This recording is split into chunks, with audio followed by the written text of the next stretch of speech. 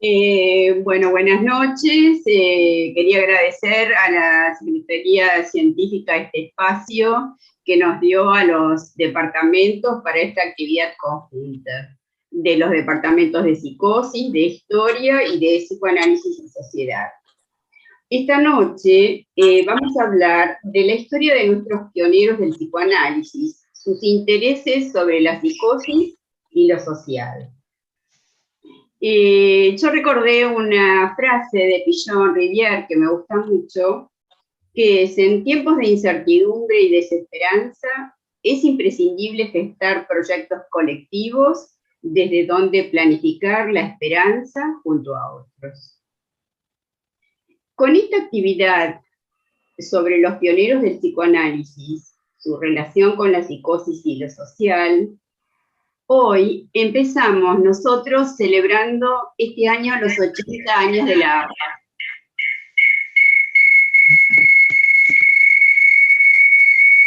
Un 15 de diciembre de, un 15 de diciembre de 1942 firmaron el acta inaugural de la Asociación Psicoanalítica Argentina Ángel Garma, Celeste Cárcamo, Arnaldo Raskowski, Enrique Pichon Rivière, Marie Langer y Enrique Ferrari Argodoy. Cada asociación psicoanalítica debía cumplimentar ciertos requisitos para ser aceptada como miembro de la internacional. Hablo de la internacional por un motivo, porque en marzo, no se sabe si ayer o hoy, en realidad, en 1910, en el Congreso de Nuremberg, Freud, junto a otros colegas, fundaban la IPA. De hecho, hoy lo publicamos, así que me parecía como muy auspicioso para nuestra actividad conjunta. Cuando estuvimos intercambiando con Alberto, Marcela y Alejandra, yo pensaba, ¿cuándo empezó todo? Porque nosotros estamos acostumbrados a pensar el psicoanálisis en el diván, pero la actividad social, la actividad comunitaria, ¿quién empezó en la Argentina? ¿Quién se ocupó? Y cuando estuvimos hablando, pensamos que los primeros habían sido Enrique Pichon Rivière y Arnaldo Raskowski. Arnaldo Raskowski, además con Mauricio Abadi, le dieron un impulso muy grande en la difusión al psicoanálisis. Creo que todos recordarán sus conferencias en la Facultad de Medicina y cómo sus encuentros con los intelectuales de la época generó como un importante intercambio y debate. Yo me preocupaba esto porque cuando revisaba las revistas de los 50 años y los 60 años de la APA, no encontraba el Departamento de Psicoanálisis y Sociedad, que se fundó mucho más tarde en la presidencia de Maruco. Varios de nosotros formamos parte en ese momento, aunque ya veníamos trabajando en lo social. Y por eso me pareció muy importante que varios de nuestros compañeros, de nuestros colegas, estén hoy con nosotros para dar cuenta de toda esa situación en el territorio, ¿no? Como además ahora hablarán Marcela, yo no quiero llevarles más tiempo porque Marcela tiene muchísimo que decir, y Alejandra y Alberto también. Así que les voy a ceder la palabra a ellas y a ellos y va a empezar Marcela Butelier, que es la coordinadora del Departamento de Historia, que es Celeste Cárcamo. Marcela, te damos la palabra. Bueno, buenas noches a todos. ¿Se me escucha bien? Sí, ¿no? ¿Sí? Buenas noches a todos. Bueno, un gusto estar en esta actividad con el Departamento de Psicosis y con Psicoanálisis y Sociedad. Y bueno, yo me voy a referir a los pioneros, los que trabajaron principalmente en el tema de psicosis. Y lo tenemos en primer plano a Pillon Rivière, ¿no? A Pillon Rivière, a un psiquiatra de nuestra, que se formó acá en Buenos Aires, en la Argentina, y le voy a dar un breve perfil de Pillon. Pillon Rivière nace en Ginebra, no era argentino, nace en Ginebra de padres franceses el 25 de junio de 1907. Y llega a la Argentina a los 3 años, junto a su padre y 5 hermanos, hijos de un anterior matrimonio del padre. Y se instalan en Chaco, toman las tierras que cede el gobierno en aquel entonces, en 1914, antes de la Primera Guerra Mundial. Y la segunda lengua después del francés de Pillon fue el guaraní, que le resultaba indispensable para relacionarse con los indios. Es inevitable preguntarse qué repercusión tuvieron en ese niño las experiencias vividas con los indios, con el yaguareté, con la selva, ¿no?, del Chaco. Pillon decía que lo vivido en la infancia era interiorizado y le daba un tono emocional específico y particular a las distintas personas. La idea de que el sujeto interioriza el paisaje reaparecerá en Pillon maduro, complejizando la noción del mundo interno que adoptará del pensamiento psicoanalítico. Más allá del psicoanálisis, tenía la apertura del intelectual que todo le interesa, con un espíritu abierto a todo aquello que tendiera al desarrollo intelectual y también al desarrollo de las irracionalidades destinadas al conocimiento. Luego de una intensa vida en Chaco y luego en Goya, se traslada a Buenos Aires para estudiar medicina sin abandonar su espíritu curioso y deseoso de penetrar en lo desconocido de la vida, que por cierto Buenos Aires satisfacía. Se conecta con el mundo intelectual y artístico, ocupándose de diferentes actividades además de su estudio, de múltiples actividades dentro del mundo intelectual de Buenos Aires. Su relación con el surrealismo argentino lo llevó a compartir una velada con Breton, quedando enlazado al surrealismo. Tuvo gran interés por los escritos y la vida de Isidoro Ducas, conde de Lautréamont, dictando conferencias sobre el tema en Buenos Aires. En 1937, cuando se recibe de médico, se casa con Arminda Verasturi, y de esa unión nacen 3 hijos, Enrique, Joaquín y Marcelo. En cuanto a su formación científica, estudia psiquiatría para entender el misterio de la tristeza, su tristeza. Incursionando en la psiquiatría clínica, Pillon Rivière entiende a la conducta como una totalidad en evolución dialéctica, donde se puede discernir un aspecto manifiesto y otro subyacente, lo que terminó orientándolo definitivamente hacia el psicoanálisis. Por aquella época, Pillon trabajó como practicante durante 2 años en el asilo de Torres, que es la colonia de Montes de Oca, era la colonia de Montes de Oca. Y en esos lugares es donde descubrió que los locos no son una mala piedra, sino seres muy sufrientes y segregados, que con ellos no se hacía nada, que solo se los aislaba. Comprobó allí que no se aplicaba tratamiento metódico con ellos. En el Hospicio de las Mercedes, uno de los primeros trabajos fue el de organizar el grupo de enfermeros e instruirlos en el trato del paciente. Pues en esos momentos uno de los principales problemas era el maltrato que por desconocimiento impartían los enfermeros a los pacientes. En estas circunstancias desarrolla la técnica del grupo operativo. En esos grupos discutía con los enfermeros los diferentes casos que había. Se trataba así de darles un panorama general de la psiquiatría. El aprendizaje de los enfermeros fue sorprendente. Ellos tenían acumulada gran experiencia, dado que casi todos habían trabajado años en el hospicio. Su dificultad era que no podían conceptualizar. Era intelectual y mundano. Le gustaba la participación en la sociedad del momento. Y es así que conoce a Raskowski. Y lo conoce a través de un grupo de personas amantes de la música, alrededor de la pianista Marisa Regules. Raskowski se une a Pillon, Pillon con Raskowski, llega a Garma, Cárcamo, Marilanger, Ferrari-Ardoy, y juntos fundan el 15 de diciembre de 1942 la Asociación Psicoanalítica Argentina. Pillon fue presidente de la Asociación Psicoanalítica Argentina en 1946, en 1950 y en 1951.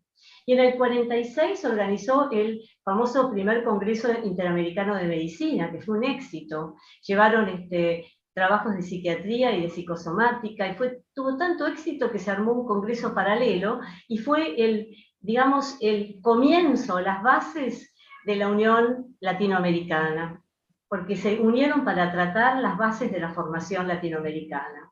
En 1950 se hizo especial énfasis en establecer contactos con sociedades médicas, formó parte del comité de dirección de la revista de APA y fue uno de los que más traduce artículos de autores extranjeros, dando un aporte importante a la revista. En el 51 continúa los viajes al exterior de miembros de APA. Pillon y Arminda fueron invitados al Congreso Anual de Psicoanalistas de Lengua Francesa en París, donde presentaron trabajos que luego fueron publicados en la Revue Française de Psychanalyse. Bueno, paso a otro pionero, pero que pertenece a otra generación, a la segunda generación, que es Jorge García Badaraco. Jorge García Badaraco nace en Buenos Aires en 1923, su padre es de origen español, que fallece joven. Y su madre, siendo también de origen español, García Badaraco constituye la primera generación en Argentina. Tiene un hermano, Juan Carlos, 3 años mayor. Jorge García Badaraco cursó su secundario en el Colegio Nacional de Buenos Aires, y es allí donde se interesa por primera vez a través de la materia curricular Psicología por el tema. Asiste a la Facultad de Medicina de la Universidad de Buenos Aires y es alumno de Lussay, Leloir, Braun Menéndez. Vivió 2 años en el Hospital de Clínicas como practicante con maestros como Merlo. Cuando concluye sus estudios, transcurre en Argentina un momento político que él considera no propicio para lo que decide continuar su formación en Francia. El primer Congreso de Psiquiatría, después de la Segunda Guerra Mundial, que tuvo lugar en París en 1950, le dio la oportunidad de conocer a figuras destacadas en psiquiatría, del psicoanálisis y de representantes de lo que posteriormente sería el campo de las neurociencias. Su idea era quedarse 1 año y se quedó 7 años. Después de algunos viajes por Europa y Estados Unidos, donde realizó pasantías, buscando captar el pensamiento de la época, permaneció en París, donde realizó su análisis con el didáctico con Nash, haciendo su formación analítica en el Instituto de Psicoanálisis en Francia. Se nutrió de maestros como Henriet, Le Bourdieu, Julia Guerra, Lacan. Regresa en 1957 y se hace cargo de la Cátedra de Psiquiatría de la Facultad de Medicina de la Universidad de Cuyo durante 1 año lectivo, inaugurando una enseñanza de psiquiatría dinámica que motivará el interés por el psicoanálisis. Al año siguiente lo invitaron a participar de la formación del Instituto de Salud Mental en Buenos Aires, así que viaja a Buenos Aires. Es también nombrado miembro del ente de APA y comienza a trabajar en el Hospital Borda, donde lo nombran jefe de sala. Crea el curso superior de psiquiatría, dependiente del Ministerio de Salud de la Nación, que funcionaba en el hospital, y admitía residentes becados de distintos lugares del país y del mundo. Esto le permitió desarrollar en 1958 una enseñanza de orientación psicoanalítica, con la participación de figuras como Pillon Rivière, Ángel Garma, Arnaldo Raskowski, Mary Langer, José Blecher, Johnny Morgan. Creó el primer hospital de día, evitando la internación de muchos de los pacientes que consultaban, tratando de articular el psicoanálisis de psicóticos con la terapia familiar psicoanalítica. A principios de los 60 se casa con Elena, su compañera de toda la vida. Tuvo siempre un pensamiento optimista con respecto a la patología mental, ya que sostenía que si se daban las condiciones apropiadas se curaba. Con respecto a su actuación en APA, fue presidente de 1981 a 1984. Y en 1984 fue el famoso Congreso de FEPAL, cuando FEPAL tenía 2 años de fundada, ¿no? Y que en ese momento era presidente Néstor Goldstein. En sus palabras inaugurales en ese Congreso de FEPAL, dice que además de los aportes del psicoanálisis en el conocimiento científico del arte, de la cultura, como también su aplicación en el campo de salud mental, consideraba importante, 1984 estoy diciendo, ¿no? Y la contribución que haría el psicoanálisis en el quehacer de la profilaxis y la prevención primaria. Y continúa diciendo, y esto se los digo textual, dice, en un mundo cada vez más convulsionado, donde los aspectos psicopatológicos del ser humano son cada vez más visibles en la conducta cotidiana de los individuos, incluyendo sin duda a aquellos que tienen grandes responsabilidades sociales, los que asumen la conducción de la sociedad y ejercen el poder, nuestra contribución social potencial como psicoanalistas podría visualizarse como netamente creciente en el futuro, 1984. Y continúa, más aún, teniendo en cuenta que se puede prever que a fines del siglo XX y comienzos del XXI, después de haber sido dominadas las más penosas enfermedades corporales que todavía escapan a las posibilidades curativas de nuestro conocimiento científico, la epidemiología psicopatológica ocupará sin duda el psicoanálisis un lugar predominante en el enfermal del mundo. Por último, les voy a decir algunas palabras sobre Edgardo Rola, que fue un importante, fue uno de los, junto a García Badaraco, Pillon y con Rola, García Badaraco, Rola y Semborain fueron los primeros coordinadores del Departamento de Psicosis. Edgardo Rola nació en San Miguel de Tucumán en 1910. El padre era contador. La mamá Dolores fue el segundo matrimonio del padre. Tuvo una hermanastra mucho mayor de ese primer matrimonio del padre. Hizo sus estudios primarios y secundarios en San Miguel de Tucumán y se recibió en el Colegio Nacional de Tucumán. Luego se trasladó a Córdoba para estudiar medicina en la Universidad de Córdoba. Ya recibido, trabajó como médico generalista en Las Cochingas, ejerciendo todas las especialidades, niños, ginecología, partos, clínica general. Posteriormente se traslada a Buenos Aires y se dedica a la neurología y neurocirugía, junto a Carrillo, a quien admiraba profundamente. Este periodo le permitió conocer el funcionamiento neuronal. Ya casado y con 2 hijos, una hija actual médica, psiquiatra y otro médico ginecólogo, se traslada en 1949 a Estados Unidos, invitado a un congreso internacional de neurocirugía. Allí nace su 3er hijo. Estuvo 6 meses en el Instituto Neurológico de Nueva York, ejerciendo como neurocirujano. Allí toma un lugar preponderante, ya que enlaza la experiencia de la cirugía argentina de aquella época, a fines de los 40, principios de los 50, la habilidad del cirujano argentino para resolver situaciones con la alta tecnología de Estados Unidos de aquel momento. Los efectos secundarios de las intervenciones, con secuelas irreversibles, eran inevitables para patologías como, por ejemplo, entre otros, los tumores. Asimismo, la lobotomía y otras ablaciones de cerebro no eran la solución para las enfermedades mentales, por lo que decide pasar al Instituto de Psiquiatría.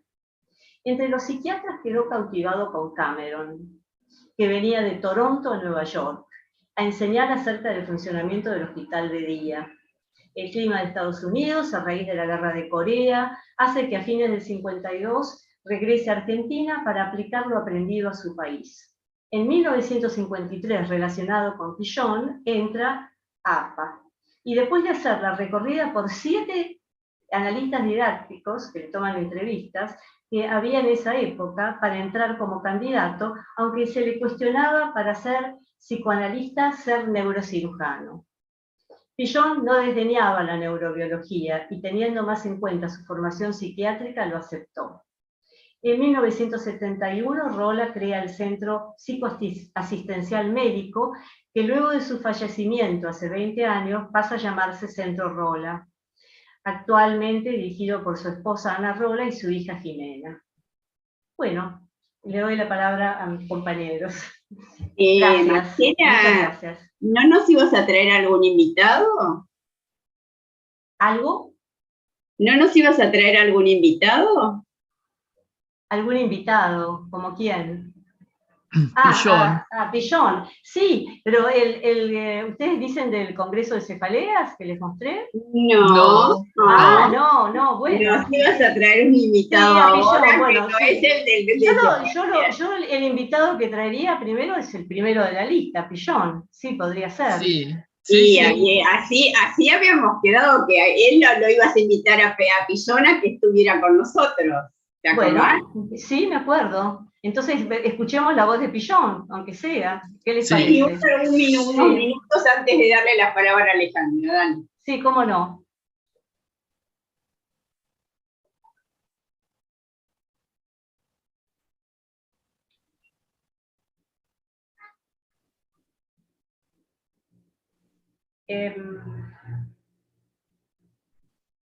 Laura, ¿cómo? Marcela, ahí te puse para que puedas compartir pantalla, no lo tenés que compartir en pantalla para que lo podamos escuchar todos. Tengo que ponerlo yo. Ok. Si me esperan un segundo. ¿Querés dejarlo para después, al invitado, Marcela, y le damos la palabra? Bueno, dale, así lo pongo. Yo pensé que lo iba a poner, disculpen, pensé que lo iba a poner Guillermo. Ahí va. Bueno, sí, que empiecen y lo pasamos después. Dale. Bueno, de paso le contamos que tenemos algunos invitados que nos van a acompañar hoy, además de los colegas. Bueno, le voy a dar la palabra a la doctora Alejandra Gómez, que es la secretaria del Departamento de Psicosis, de Psicosis Pillon-Rivière, pero también ella es la presidenta del capítulo de Neurociencia e Interfase de APSA. Alejandra, te doy la palabra.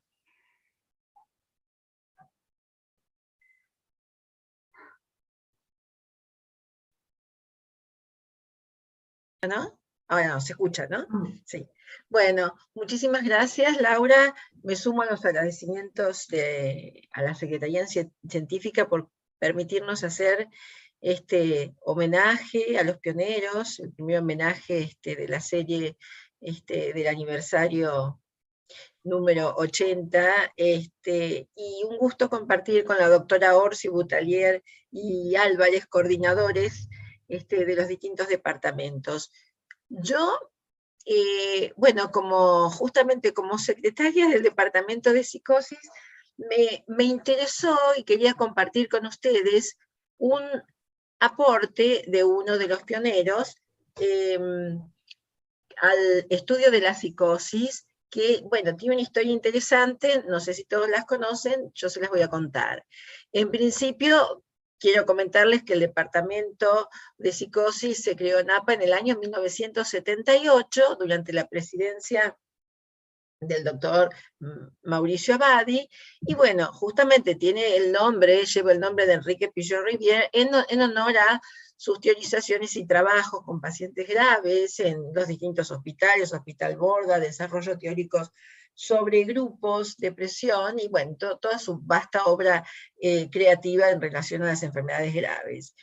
Y lo que me parece interesante es que desde el inicio, en los estatutos del departamento, lo que se plantea es que el objetivo, el estudio y tratamiento psicoanalítico de pacientes psicóticos y de todos aquellos que se presentan con un difícil abordaje del psicoanálisis, que es muy interesante porque tiene mucha vigencia. Estos son nuestros pacientes actuales de consultorio, que de esta manera entiendo que toma lo que Freud plantea hacia el final de su obra, en el año 1937, en Análisis Terminable e Interminable, por ejemplo, en Esquema, en donde habla de las indicaciones del psicoanálisis, ¿no? Como tratamiento de utilidad para neurosis traumáticas, menos para fijaciones libidiales intensas, y bueno, se abre una pregunta en lo que llamaba alteraciones constitutivas del yo. Esto es lo que retoman muchos autores post-freudianos en distintas líneas y aportan al estudio de las patologías graves. Como dijo la doctora Butelier, los primeros coordinadores del Departamento de Psicosis han sido dos de los homenajeados, el doctor García Badaraco, el doctor Rolla, el doctor Semborain, y como secretaria estaba la doctora Rosalinda Giusberti. Bueno, yo quería comentarles que uno de los pioneros, que no ha formado parte del departamento de psicosis, hizo un aporte muy especial al trabajo de la psicosis esquizofrénica, justamente para obtener su titularidad en la Asociación Psicoanalítica de Berlín. Hablo del doctor Garma.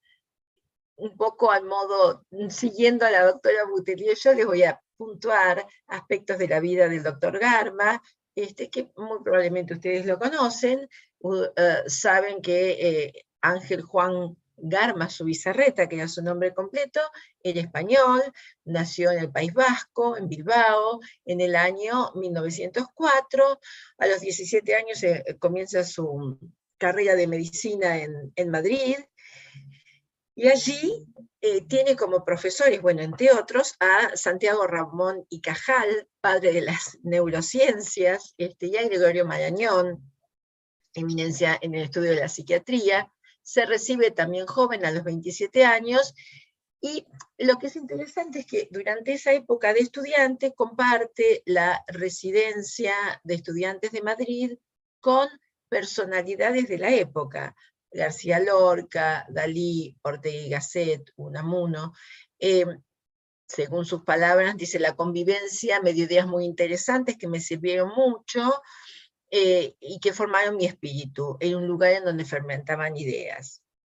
Es decir, que Garma combinó su formación con descollantes médicos, artistas, intelectuales, y en una época de España de una gran efervescencia política y social.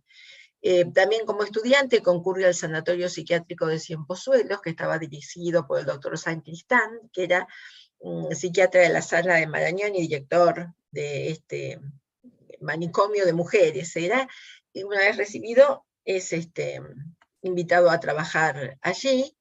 Luego va a Alemania, comienza su formación psiquiátrica, también concurre a la clínica psiquiátrica de la Facultad de Tübingen, estudia en Berlín, estudia psicosis, bueno, estudiaba psiquiatría en esas épocas, y se conecta con Max Eitingon, director del Instituto Psicoanalítico de Berlín, entra al instituto, se analiza 3 años con Reich y completa su formación en 1931.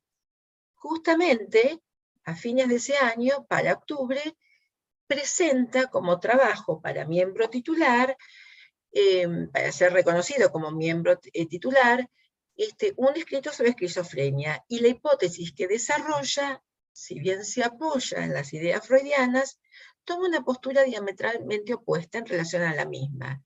El escrito fue aprobado, Freud lo lee y le agradece su trabajo. Bueno, ahora lo vamos a puntuar brevemente. Luego de esto regresa a Madrid, trabaja como psicoanalista, luego, bueno, se casa, nace su hija Lucille, va a Francia, allí estalla la guerra civil, en el 36 se queda en Francia, se conecta con psicoanalistas de París, y en el año 38 viene a Argentina.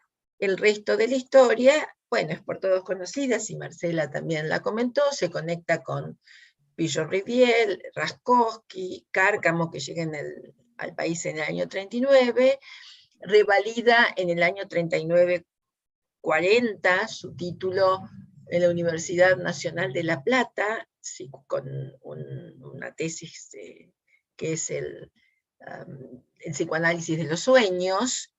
Y bueno, en el 42 funda la Asociación Psicoanalítica, como ya nos mencionó la doctora Boutelier.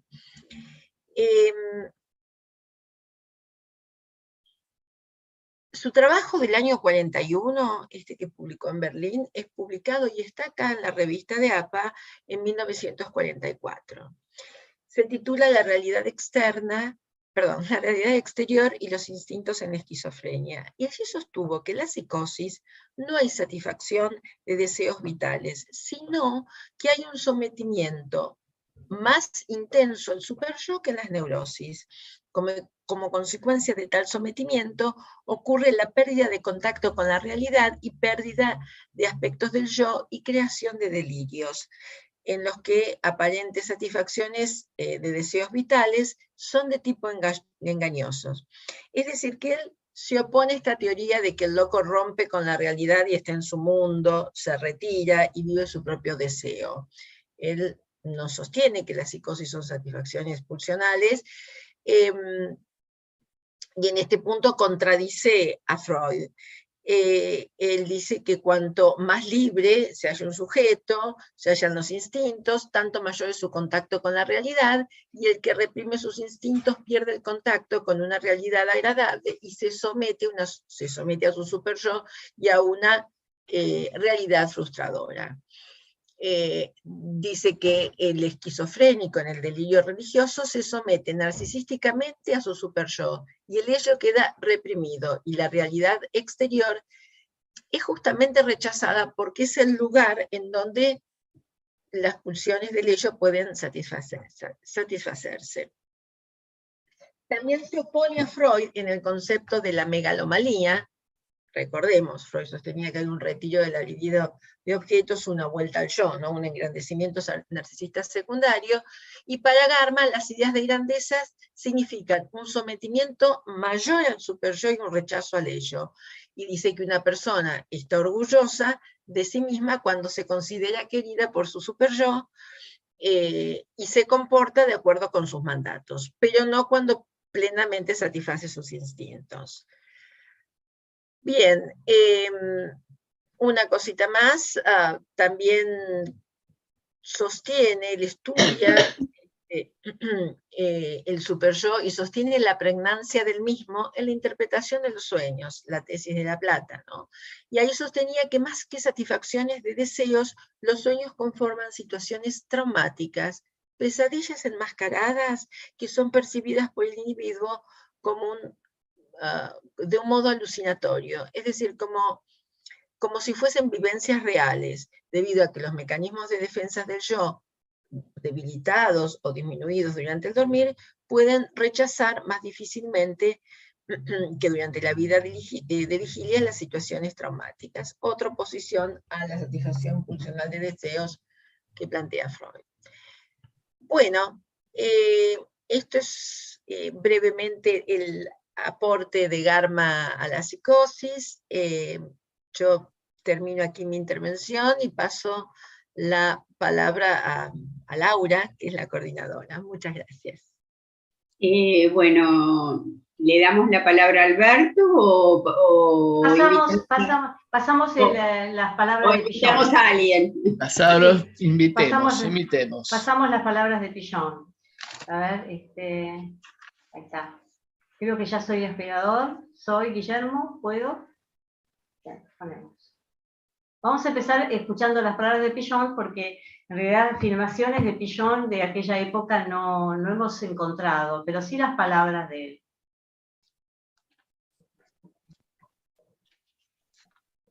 ¿Está? En su actividad. Mi madre, que había recibido una educación muy cuidadosa en estos grandes colegios, enseñaba piano, canto, francés, cualquier cosa. Fue aceptada inmediatamente por toda la gente importante y empezó ella a hacer una obra social muy intensiva, donde todos los asilos se ocupaba del hospital, fundó la primera escuela especie de arte de oficio, se ocupó de problemas de la mujer, de formación de la mujer en los oficios. Y paralelamente se iba cerrando un núcleo que estaba constituido por un personaje que después fue archiconocido, que fue el hijo Quijano, que fue el vicepresidente de Tron, que fue el más íntimo amigo nuestro. Cuando mi padre murió, operó un poco como toro, como consejero mío, etc. Bueno, tomó esa actitud por su relación con mi padre. Alió, que fueron los fundadores del Colegio de Concepción del Uruguay. Alió con él. Alió, sí. Que hay gente catalana en realidad, no. Pero la vieja Alió, que fue la fundadora del Colegio de Mujeres Concepción de Uruguay, y una gran pedagoga, era mi abuela, digamos, ¿no? Y con madre hizo una relación especial, y se juntaban todos los fines de semana a hacer música juntos. La mujer de Quijano la abrió, tocaba el piano. ¿Y su madre? Mi madre cantaba. Yo hacía perrerías en Chacacho. Es decir, durante la guerra del 14 al 18, organizamos guerras sobre el río, guerras navales, por ejemplo, sobre canoas.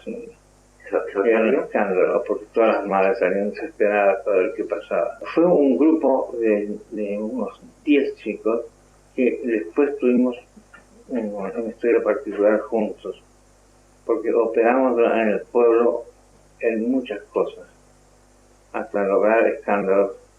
Por ejemplo, el día que recibimos la confirmación, que después de la comunión, yo tendría entonces 8 años, no, 8 años. 8 o 9 años. La confirmación, no era nada, pero fui sacristán y fui de todo. Mi madre era religiosa, mi padre era ateo, y con sospechas que podía ser masón, yo no sé. Algunos me han dicho que sí, otros que no. Por su posición progresista y liberal. El día de la confirmación descubrimos dónde guardaba el cura el vino y nos regalamos un peludo en la iglesia. ¿Esa fue el primer peludo? Eso sí, por supuesto. ¿Cuánto le duró? No sé, pero el asunto es que mi madre dirigía el coro de la iglesia y estaban tocando una, que sería la María de Guno o cualquier cosa de eso. Y tocaba el órgano porque como el piano también facilitó eso. Y formó un grupo de muchachos del coro que el coro era bastante bueno. Y nosotros aparecimos cantando la Marsellesa en la iglesia. Y mi madre de arriba empezó a cantar más fuerte, y nosotros también más fuerte. La Marsellesa, que parecía la internacional en aquella época.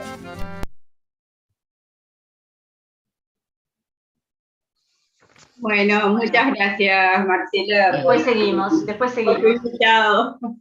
Bueno, ahora le voy a dar la palabra a Alberto Álvarez, al doctor Alberto Álvarez, que es el coordinador del Departamento de Psicosis y también es el vicepresidente del capítulo Psicoanálisis, Subjetividad y Comunidad APAPSA. Alberto, te escuchamos. Bueno, gracias Laura, buenas noches. Bueno, me sumo a los agradecimientos de Secretaría Científica por poder compartir con ustedes esta noche este intercambio sobre los pioneros y fundamentalmente fundadores de la institución, enfocados en la psicosis. Eso es lo que nos llamó la atención, lo que tratamos de unir, ¿no? Y el lazo social y lo social. Cada uno de ellos a su manera y en forma creativa nos ha dejado un legado que en este año, como dijeron ya Laura y Marcela, se cumplen en diciembre los 80 años. Bueno, nuestro desafío es tomarlo y relanzarlo, ¿sí? Hay una frase de Freud en Esquema del Psicoanálisis referida a la psicosis que Rolla nos lo recuerda en uno de sus artículos sobre la transferencia, donde Freud habla de renunciar al plan curativo en relación al deseo de curar un psicótico. Luego se refiere a que es una propuesta transitoria o temporaria, o dice definitiva. Pero al final plantea una esperanza y dice lo siguiente: si hallamos un plan más idóneo y adecuado para el abordaje y tentativa terapéutica de un psicótico, las cosas pueden cambiar. Bueno, vamos a estar, me parece, hablando de esto que cambió, ¿no? A partir de estos pioneros y de muchos otros psicoanalistas. Entonces, en eso estamos, por eso estamos reunidos esta noche, para refrescar que cada uno de los pioneros en relación a la psicosis y al lazo social han planteado de cambio, y qué podemos decir nosotros, ir nosotros repensando y actualizando estas propuestas en esta época y en este mundo que nos toca vivir actualmente.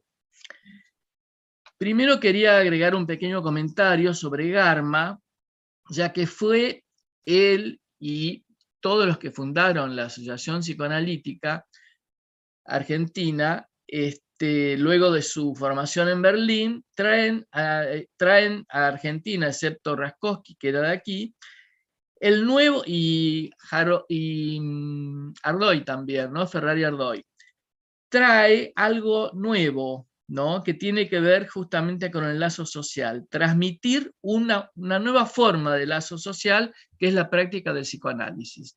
Creo que ese es el legado fundamental que nos dejan.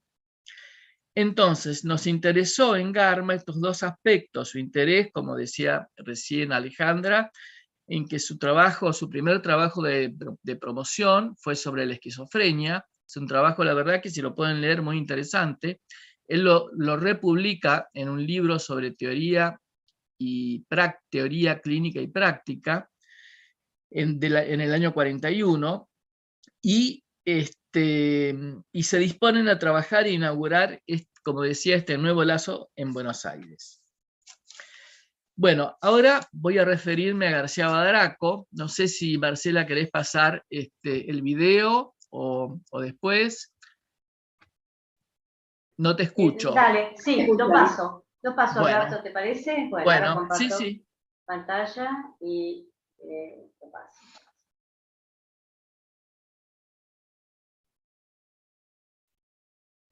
¿Lo ven? Sí, ¿no? Sí. Sí.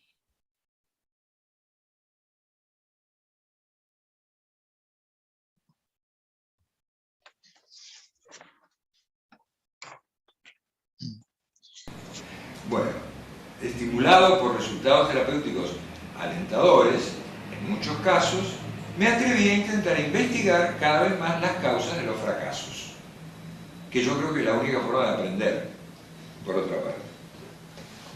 Partiendo de la evidencia de reacciones terapéuticas negativas, las llamadas reacciones terapéuticas negativas, que empezaba a ver que eran condicionadas en gran parte por el accionar de la familia y no por un proceso solamente intrapsíquico, comencé a comprender el poder patógeno de ciertos vínculos.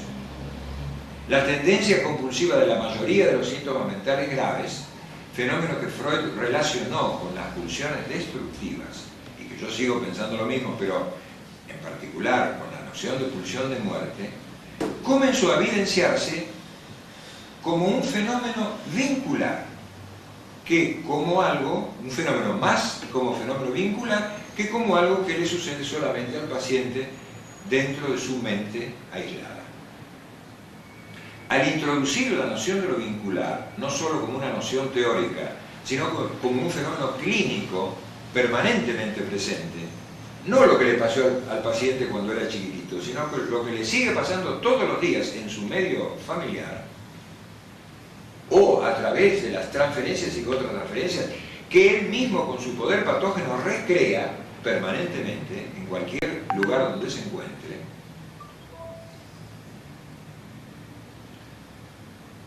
Pude pensar la dimensión vincular de todos los fenómenos mentales, tanto normales como patológicos, en términos de interdependencias recíprocas, que desde el comienzo de la vida y luego a lo largo de la misma pueden condicionar salud o enfermedad mental.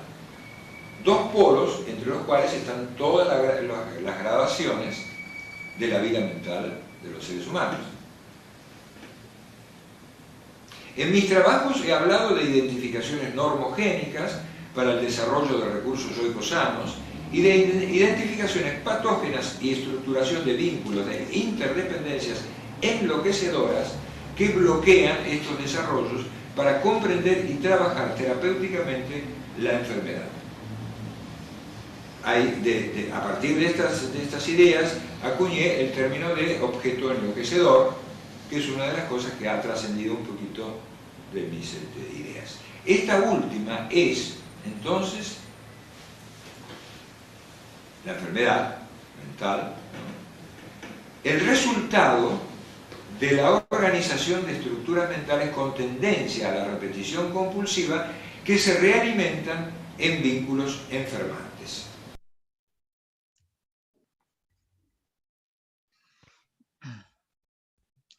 Muy interesante el invitado.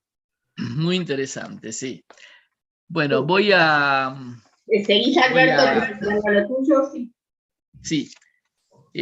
Voy a hablar un poco de mi experiencia con el trabajo con Jorge, porque bueno, yo lo conocí en el año 75, trabajé en la clínica de la calle O'Higgins, que fue la comunidad terapéutica, que él comenzó a fines de los 60, y fue una experiencia conmovedora y movilizante. A mí personalmente me abrió un mundo donde la psicosis era posible tratarla de una forma humana y cercana, sin miedo y sin diferencias. Estaban los grupos ya multifamiliares, y ahora hablo de mi experiencia con Badaraco, en la clínica como residente. Estuve desde el año 75 hasta el 80. Era una de las actividades, las multifamiliares, que nos despertaban mucho interés por lo novedoso del dispositivo, pero era uno más de los múltiples espacios terapéuticos que funcionaban en esa complejidad, en ese momento diaria y vivida por todos los integrantes de la comunidad. Porque además de las multifamiliares estaban las asambleas comunitarias, de las 4 de la tarde todos los días. Estos eran los grupos que nosotros coordinábamos. Los espacios de terapia ocupacional, musicoterapia, gimnasia, en la cual participábamos nosotros, las reuniones de equipo, la participación en la vida diaria de los pacientes y sus familiares. Esta fue la primera comunidad terapéutica psicoanalítica multifamiliar.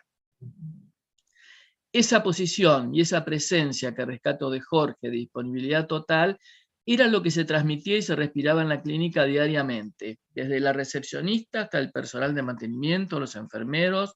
Estaban todos entrenados para contener y bancar, y también para pedirnos ayuda. Y la institución también tenía sus analistas institucionales. Los jueves era nuestro espacio de análisis institucional. Esto era muy importante porque en ese dispositivo Badaraco era uno más y podía escuchar y aprender de otros, a veces también de nosotros, los más jóvenes. Me parece que Jorge continúa en las huellas, a veces imperceptibles, que muchos analistas van dejando. La de él no es imperceptible, pero ha ido haciendo su camino. Una de ellas, tan importante para el psicoanálisis del paciente psicótico, es tener en cuenta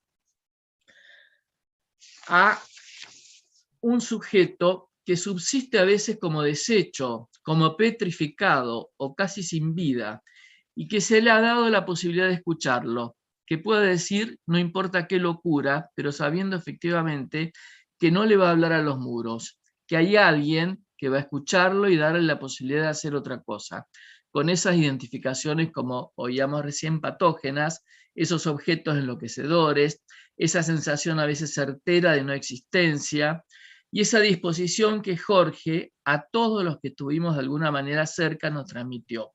El otro tiene un lugar.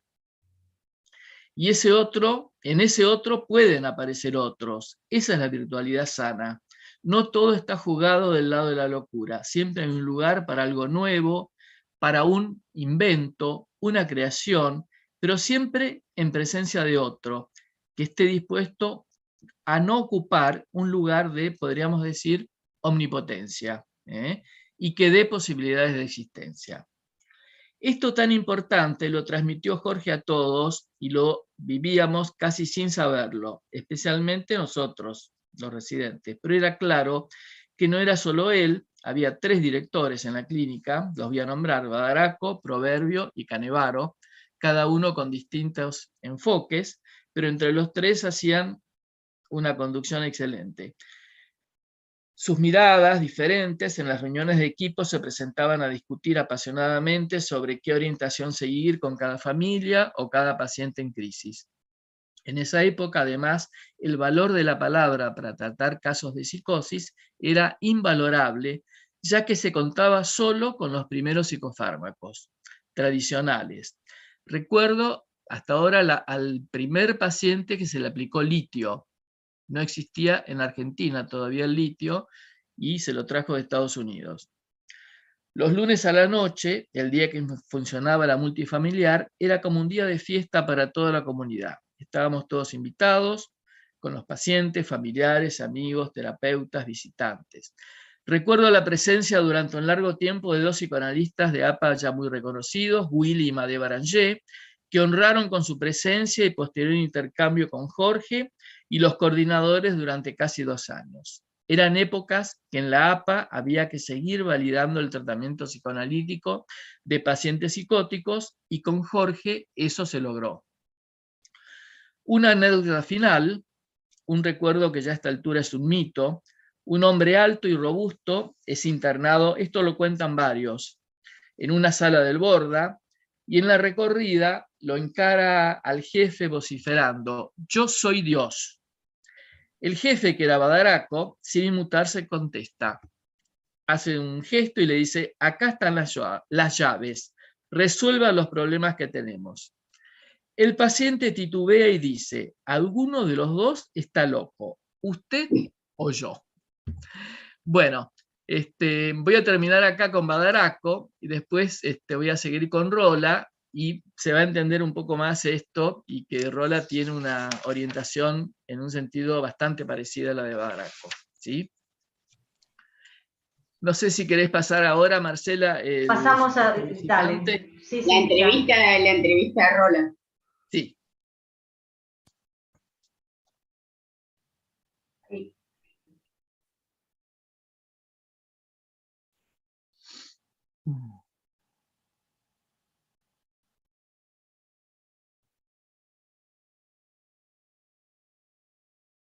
Y esta es una de las cosas que yo aprendí de Pichón, que decía, para tratar locos hay que ser capaz de ponerse más loco que el loco.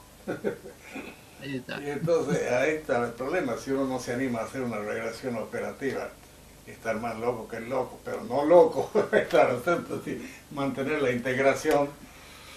La integración se mantiene percibiendo, no fóbica, sino inmediatamente cuando la agresión está a punto de surgir y dominándola con una capa de libido. Y creo que ese es el secreto del vivir, la libido. Amar. Pero amarse, como para empezar, es decir, narcisismo no es mala palabra, siempre que esté bien organizado. El asunto, por ejemplo, yo me permitiría dar un pequeño modelo de lo que estoy diciendo. Sí.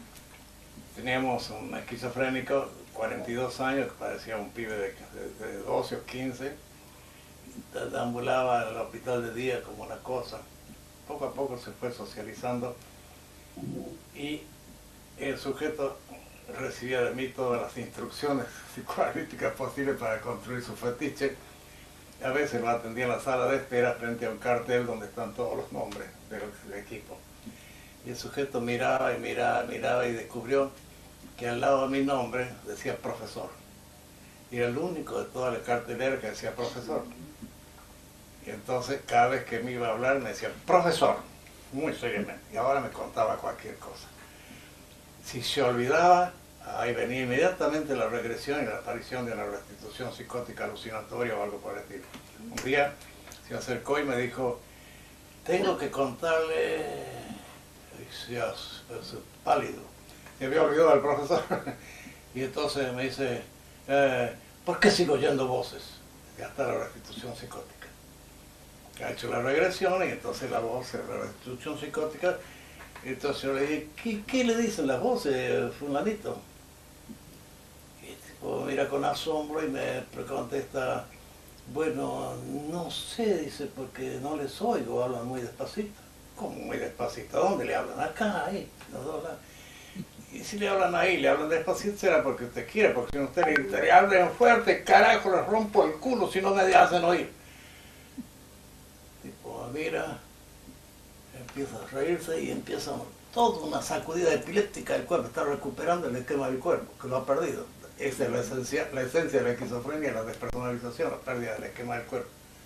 Recupera el cuerpo, se serena y dice, profesor, ya recuperó el fetiche. Hace mucho que no toco a las mujeres, ¿y por qué? Y ya seguimos la conversación. Y llegó a la conclusión que no podía tocar a las mujeres porque las acariciaba y de pronto las arañaba y las sacaba sangre. Él me describe mejor que cualquier libro cómo es la emergencia del sadismo libre en plena efusión libidinal. Entonces, ese creo que es mi esquema. Hay que ser capaz de ser más loco que el loco, pero no loco. Y entonces hacer una regresión ya no es la atención flotante de Freud, sino es la regresión operativa del sujeto. Bueno, muchas gracias, Marcela. gracias Marcela. Alberto, Este video. Yo quiero decir una cosa, quiero agradecer al grupo de autores argentinos, con Laura Yasser, María Cristina Grifa y Luz Batangelo, que nos cedieron, en base a los archivos, ¿no?, que sacamos de la Asociación de Audiovisuales de APA, esta edición que presentaron ellos en una actividad del año pasado. Así que gracias a autores argentinos, al grupo. Sí, yo quería decir otra cosa. Ya que falta más o menos menos de media hora, para darle también espacio a todos nuestros colegas que están en el Zoom, cómo manejarnos con el tiempo. Alberto, ¿qué te parece? Sí, yo tengo un poquito para hablar de Rolla, que me parece interesante, ¿no? Este video, la verdad que está muy bueno. Yo lo conocí a Rolla porque fue uno de los que me hizo una de las entrevistas de admisión en APA. La verdad que fue muy, muy agradable.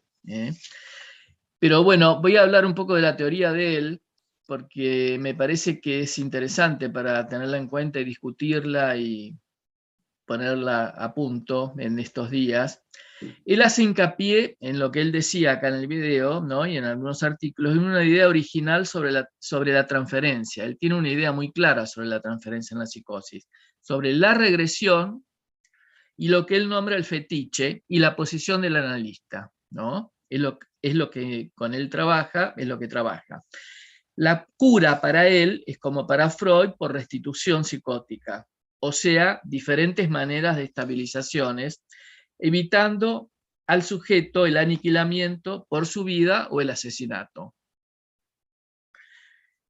Aborda el fenómeno de la destructividad del objeto en un par libido, sadismo libre, por la no ligazón de la pulsión de muerte. Es uno de los pocos autores, digamos, que trabajan la psicosis de esa época, que toman en cuenta la cuestión de la pulsión de muerte, ¿sí? Y la trabaja y lo tiene en cuenta en sus teorizaciones. Y la amenaza de destrucción y desaparición del mundo y de las representaciones mentales.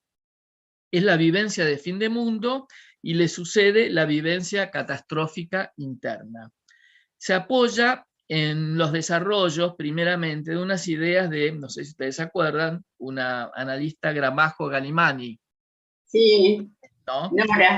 Nora Gramajo Galimani, quien afirma que hay que crearle al paciente una reconstrucción prospectiva, darle una imagen tal que el individuo lo pueda utilizar para mantener la vinculación transferencial. Ahora, para Rolla, esta imagen es el fetiche, pero no es el fetiche freudiano. No se trata de eso, se trata de reparar, ni tampoco él dice de reparar el objeto a la manera de Melanie Klein, ni de recrearlo por amor a la manera de Winnicott. Es otra cosa. En la tarea terapéutica, imposible, dice Rolla, hay algo que se inventa. De nuevo el tema de la invención, ¿no? Esto puede funcionar, ese invento es lo que puede funcionar como fetiche. Es una suplantación, dice él, por un sustituto. El sustituto ahí es profesor, ¿no?, en el ejemplo que él da. Ese es el fetiche, que permite la tarea de continuidad transferencial. También se apoya en las formaciones reactivas. Él dice que el miedo, el rencor, el odio, las alucinaciones, todo eso permite seguir manteniendo la transferencia, si uno se apiola de eso, ¿no? Entonces, alucinaciones, delirios, vinculación paranoide, son para Rolla formas ingeniosas de recuperar la vinculación con el objeto. Aún las actuaciones y los acting out más graves son todos fenómenos de restitución psicótica y formas de revinculación que permiten la continuidad transferencial.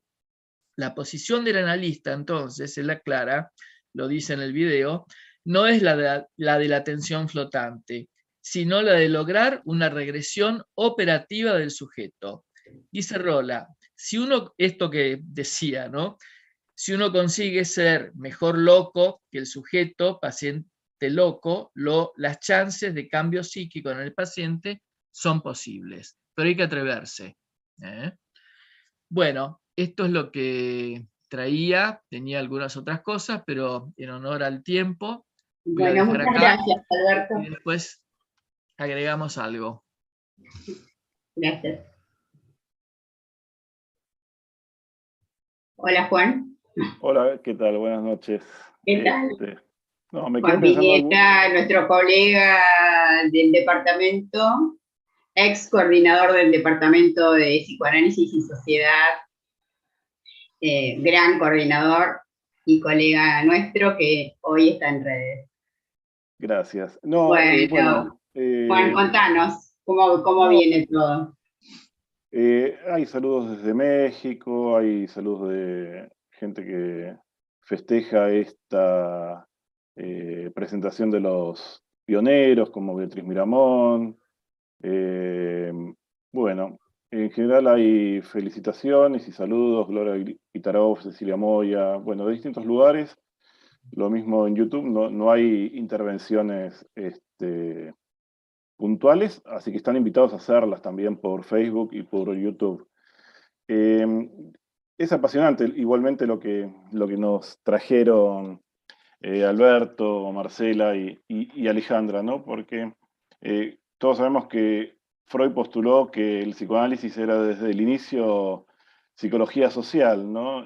No se puede entender la producción de un sujeto si no se comprende que hay toda una serie de vínculos con los otros, ¿no? Con los otros primarios, con los otros que suceden a los padres, etcétera, ¿no? Y yo estaba pensando esto que decía Rolla, ¿no? Porque permanentemente yo escuchaba todo lo que venían diciendo acerca de los pioneros, y el esfuerzo que tiene que hacer un psicoanalista, un esfuerzo siempre con resultado imposible, ¿no? Porque siempre estamos hablando con un otro llenos y rodeados de malos entendidos, ¿no? Y creo que el objetivo del psicoanálisis es lograr que esos malos entendidos sean menos malos. Y como todos estos pioneros venían de situaciones de guerra, de situaciones conflictivas, ¿no? Y uno piensa, bueno, ¿cuál es la influencia de esos otros padres, de esos otros que generan guerras aún hoy, ¿no? Y permanentemente viene a mi mente cuál es el papel del psicoanálisis. El psicoanálisis no es una cosmovisión, no es una Weltanschauung, no es una receta moral, ¿no? Sino que es una práctica que nos lleva a tratar de conocer a los otros en nosotros, ¿no? A poner a dialogar esos otros en nosotros, que muchas veces son, los proyectamos en los otros de nuestra realidad compartida, ¿no? Y con los que hay que dialogar permanentemente, hacerlos dialogar, ¿no? Para que esa relación con esos otros, a quienes a veces tememos, muchas veces los petrificamos, los inmovilizamos, les asignamos etiquetamientos o los volvemos portadores de ciertas significaciones que hay que destruir, ¿no? Entonces pensaba, bueno, uno del papel del psicoanálisis en lo social es generar red, así como uno busca con los pacientes que se generen redes de diálogos entre los otros que nos habitan, ¿no? Esos otros que a veces son perseguidores y que nos provocan situaciones psicotizantes, esquizofrenizantes, ¿no? Uno descubre que cuando se los pone en diálogo, resulta que tiene un sentido, ¿no? Y me parece que eso es algo a los que todos estos pioneros apostaron. Yo me estaba acordando de la revista de APA de 1943, había un colega que se llamaba Franz Alexander, y él había escrito en su recorrido por los hospitales, donde se estaba instalando o estaba entrando el psicoanálisis, cómo aquellos otros psiquiatras se estaban horrorizando y estaban estableciendo grandes defensas y rechazos contra el ingreso del psicoanálisis, ¿no? A quienes acusaban de inmiscuirse en algo que sería un área que no le pertenecía al psicoanálisis, ¿no? Con su psicologismo, que se estaban metiendo en algo que era propio de la ciencia natural, como era la salud mental. Bueno, esta es una batalla que continúa hasta hoy, ¿no? Y esto es parte de cómo el psicoanálisis tiene que seguir trabajando, ¿no? En conexión con la realidad compartida, ¿no? Venciendo tabúes, poniendo a hablar temas que son molestos, luchando contra la desestimación y contra la negación de distintas cosas que ocurren en la realidad compartida. El calentamiento global, las guerras, ciertas opresiones, ¿no? Lo mismo que ocurre, por ahí estoy haciendo un isomorfismo forzado, con lo que ocurre con el psiquismo de cada uno, ¿no? Poner a laburar, a hacer dialogar todos esos objetos, ¿no? Para que el malentendido sea menos malo. Bueno, por ahora no hay intervenciones, pero si las hay, les aviso y las traigo a la mesa. Raquel, ¿quisiera hablar? Olga, Raquel, Olga. Bueno, Raquel, primero Raquel, después Olga. Laura, avisale que pueden estar, ahora pueden abrir las pantallas y... Ya casi todos están abiertos. Algunos no, pero otras, Raquel lo tiene abierta, Olga. Los demás pueden abrir las pantallas si quieren. Bueno. Ahora, ¿me escuchan? Sí, dale, sí, te escuchamos, Raquel. Sí. Esta reunión me impactó por la evocación que me produjo, porque yo soy vieja, digo vieja, asociada a la Asociación Psicoanalítica Argentina, con lo que me traen enormes recuerdos, por ejemplo, de las aulas de anatomía llenas de gente, cuando hablaba Raskowski en las aulas de anatomía de la Facultad de Medicina, segundo piso. Después, yo antes de entrar a la APA y antes de entrar a medicina, estaba en medicina, fui a las charlas de Pichon-Rivière, que eran en lo que eran los inicios de la Escuela de Psicología Social. Y ya Pichon-Rivière estaba con su mochila de oxígeno, porque supongo que tendría una EPOC, y estaba con la mochila de oxígeno dando sus clases, que eran realmente fascinantes y alumbradoras de cosas diferentes a las que uno estaba acostumbrado a ver. Bueno, yo en ese momento todavía no estaba acostumbrada a ver mucho. Siempre me gustaron, yo dije siempre que me gustaban los viejos y los locos.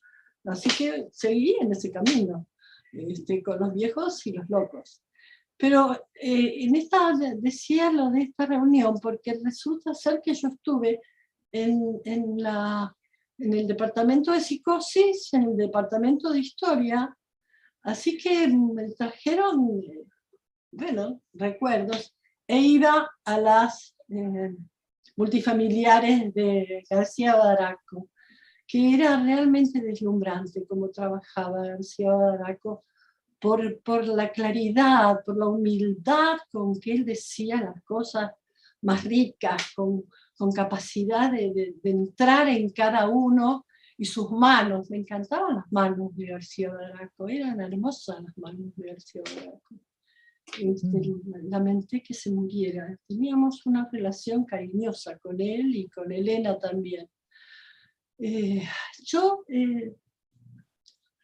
recordé con algunas de las cosas que se dijeron, el rechazo que tenía Freud al trabajar con psicóticos, porque yo pienso que en realidad lo que él no quería eran los fracasos, y en la medida en que él defendía la causa psicoanalítica, no quería animarse a fracasar cuando todavía no había recursos de pensamiento siquiera, porque estaban en pañales.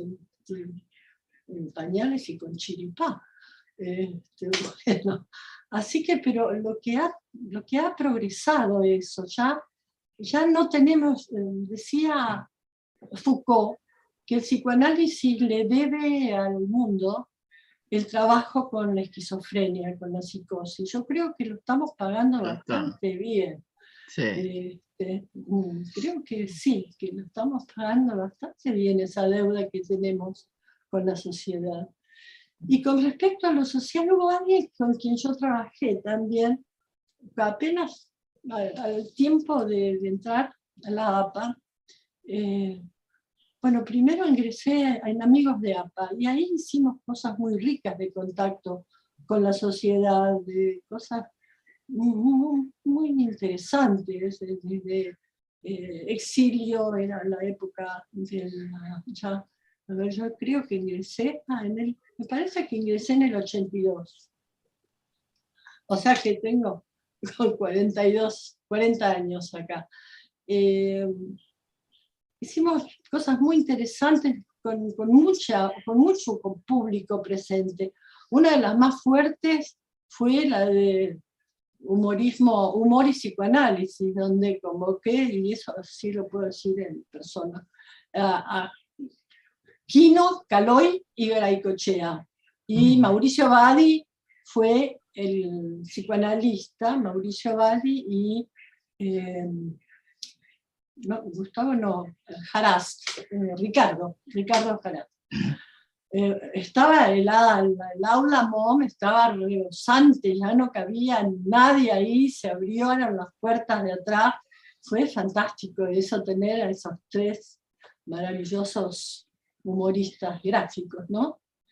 Recuerdo algo que dijo, entre otras cosas, algo que dijo Garaycochea. Dijo: yo jamás voy a hacer un chiste con una situación grave por la que esté pasando el pueblo. Por ejemplo, Raquel, escúchame, ¿por qué no cerrás un cachito si le das la posibilidad a otras personas, a Olga y a otros que por ahí quieren hablar un poquito? Les doy la posibilidad ya. Ya está. Perfecto, gracias. No hay problema, podemos seguir en cualquier momento. Olga, vos querías también decir algo. Yo voy a decir algo cortito. Gracias, Raquel, y todos los que han hablado, porque nos han sumergido en lo que fueron los pioneros, y a mí me resultó muy llamativo la intuición, porque yo creo que además de problemas con la psicosis de deuda que se está cumpliendo, también tenemos una deuda con la sociedad. La relación de interfaz entre el psicoanálisis y la sociedad también es una deuda que estamos tratando de cumplir. Y me llamó la atención la intuición de Pillon, que me contaste, Marcela, porque yo no la conocía, al crear ese grupo operativo, que era una de sus cosas que después desarrolló bien instalado en sus libros, ese grupo de enfermeros del hospicio. A mí me parece que él advierte ahí que el lazo social de los enfermeros que están todo el día con los pacientes tiene una situación estructurante en la labor de la sala que no era advertida y que generalmente hasta ahora nosotros a veces trabajando en hospitales vemos que los enfermeros son relegados a un segundo plano en el conocimiento de lo que son las actividades de los pacientes. Y no me refiero solo a la psiquiatría, sino a cualquier hospital común de pacientes internados. Y entonces esa intuición de Pillon y ese trabajo de revalorización con la enfermería, que entonces ahí se podía poner a pensar, porque también Marcela decía que no tenían los conceptos. Claro, si ellos eran meras personas que controlaban que no se enloquecieran más, y además habilitaban probablemente ciertas situaciones de abuso y sadismo, etc. Entonces, al habilitarlos en un grupo de operativo, con él como una persona que los instaba a comprender lo que pasaba, seguramente que surgieron mayores conceptualizaciones y que bueno, es una cosa muy pionera en lo que yo conocía de lo que se hacía en este tema con enfermería, que ahora estamos tratando de hacer en todos los hospitales, revalorizando la función del enfermero. Ustedes saben que en este siglo hay hospitales o salas de hospitales que no permiten que los enfermeros estén en el pase de sala, que corresponde a la oficialidad de los médicos, porque los enfermeros son los suboficiales. Es un grado de desvalorización de la función y de no aprovechamiento de esa función. Pero bueno, por suerte no son todos los hospitales así. Y bueno, me llamó la atención que uno de nuestros pioneros, al cual yo respeto enormemente, me hizo sentir qué lucidez que tenía en ese momento, ¿no? Bueno, muchas gracias, Olga. Creo que Héctor Manzotti también pidió la palabra. ¿Sí? Héctor, ¿estás ahí? Sí. Ahí está. Buenas noches a todos. Les agradezco las presentaciones que hicieron, me parecieron muy ricas y sobre todo esa cosa un poquito como de el niño que se fascina con lo que hacen los padres o los abuelos, perdónenme la vanidad de llamarme niño, pero qué lindo escucharlos de vuelta, a García Badaraco, a Rola, que son dos personas que me dieron tanto. Y tenemos un final también, que no se lo pierdan. Ajá, y de las que también tuve experiencias que me enriquecieron mucho en cuanto a la transmisión de el hacer psicoanalítico. Por ejemplo, me encantó la cosa esta sencilla, simple, que dice tanto de Rola, cuando dice hay que ser más loco que el loco sin estar loco. Así es. ¿No?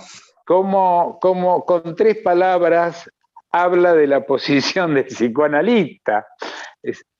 Es una maravilla, es una maravilla.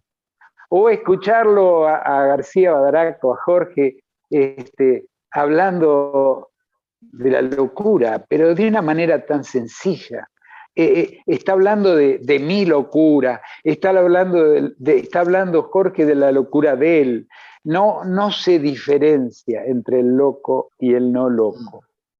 Y esta es una transmisión y un mensaje que tenemos desde los pioneros, que es tan lindo volver a vivirlo y a ejercerlo, ¿no? A transmitirlo.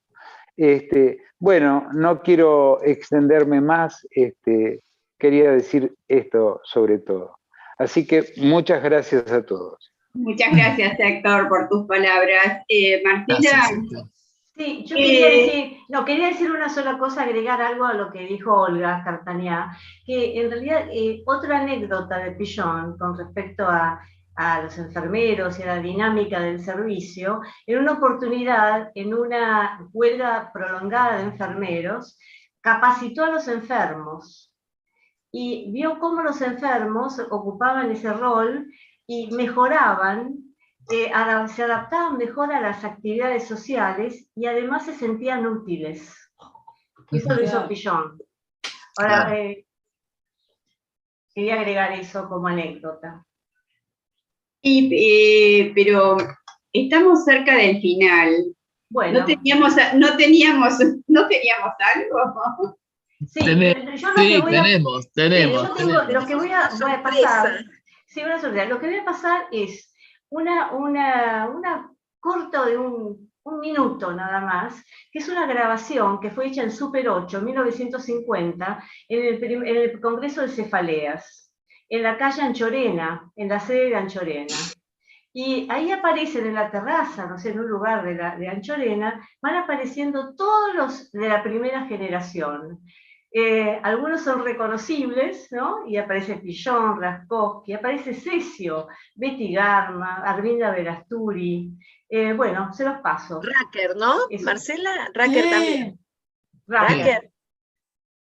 Sí. Ahora les paso, a ver, compartimos. Gracias, Marcela. Buenísimo. A ver, es muy cortito y es muy rápido. A ver, vamos a ver. ¿Están? Año 1959, Congreso de Cefaleas, en la sede de Anchorena.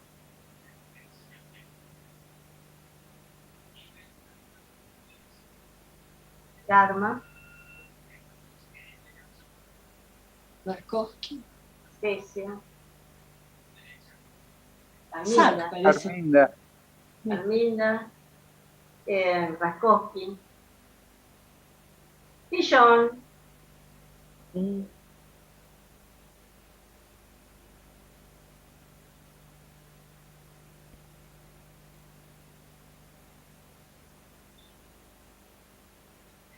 Ay, qué linda. Mary Langer. Sí. Jimmy Langer, sí. Sí, ahí está Betty Garma, Arminda Verasturi. Las chicas. Las chicas. Sí, todas las chicas. Están.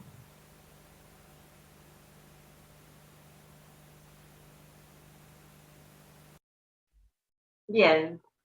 Claro. Bueno.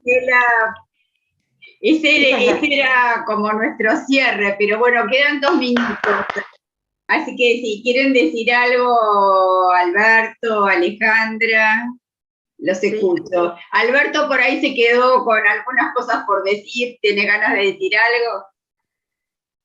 No, quería, en todo caso, esto que se estuvo hablando de los grupos operativos, ¿no? Que Pillon, o sea, Pillon organizó el tema de la psicología. Él siempre insistió en psicología social, ¿no?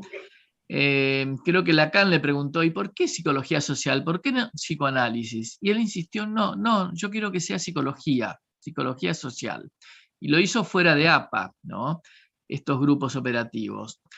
No sé, a mí se me ocurría estos días, bueno, habría que repensar los grupos, la función de los grupos operativos en la enseñanza del psicoanálisis, ¿no?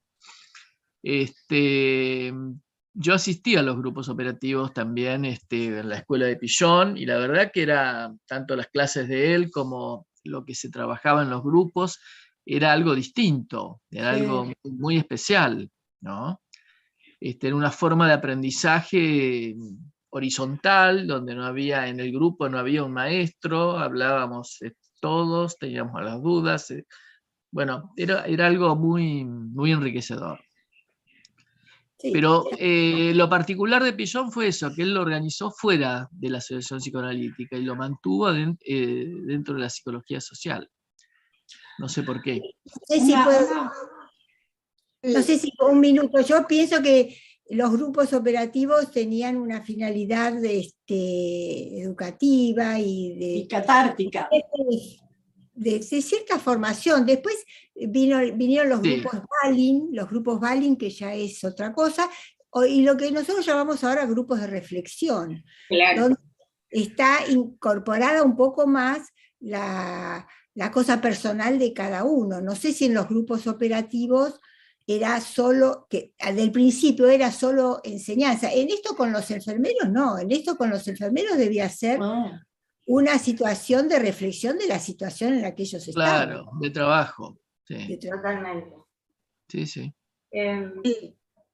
Alejandra, bueno, estamos sobre la hora. Alejandra, ¿querés decir algo para ir cerrando?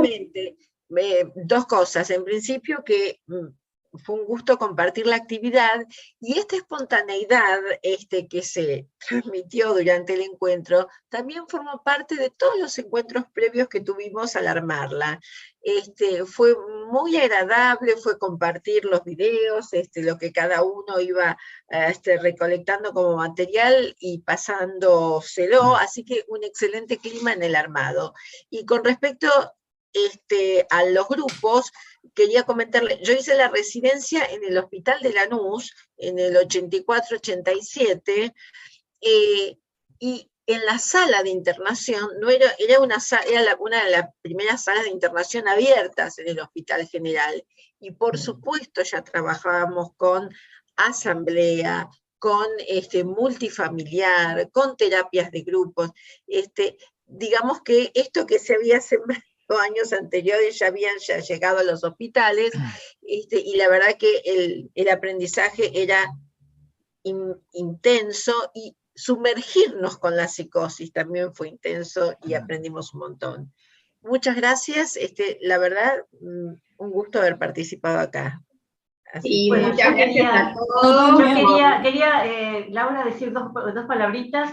Bueno, que yo también quería agradecer la participación de todos, y además destacar esto de que el pensamiento de las distintas generaciones de pioneros es tan actual, ¿no? Está vigente todavía.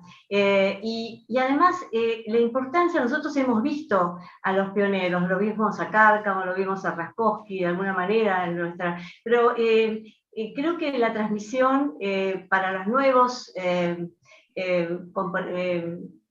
miembros de APA es importante transmitir todo esto y pasar todas estas palabras con la presencia de nuestros pioneros de alguna manera, porque es una manera de tomar identidad. Nosotros tenemos esa identidad de haber estado en contacto con ellos, pero tenemos que transmitir esto para lograr la identidad psicoanalítica, la identidad de nuestra institución en los nuevos miembros, los que van a ser los futuros miembros. Bueno, pues creo que por eso fue bueno invitarlos a los pioneros directamente, ¿no es cierto? Que compartan con nosotros este espacio que, como dice Alejandro, venimos tejiendo en varias reuniones para que realmente pueda salir y todos disfrutar y compartir, ¿no? Con nuestros compañeros, y es nuestra primera actividad. De los 80 años, pero también es nuestra primera actividad de los departamentos. Así que muchas gracias a todos por estar y acompañarnos. Gracias, Laura. Bueno, gracias. Esperemos haber transmitido todo lo que queríamos, porque había muchas cosas y fue importante. Sí, bueno, podemos hacer una segunda más tarde. No sé si todo. Podemos seguir haciendo. No sé si todo, pero muchos sí. No, todo no, pero muchos sí. Algo, sí. Chao, gracias. Buenas noches y felicitaciones. Bueno, chao, muchas gracias. Chao.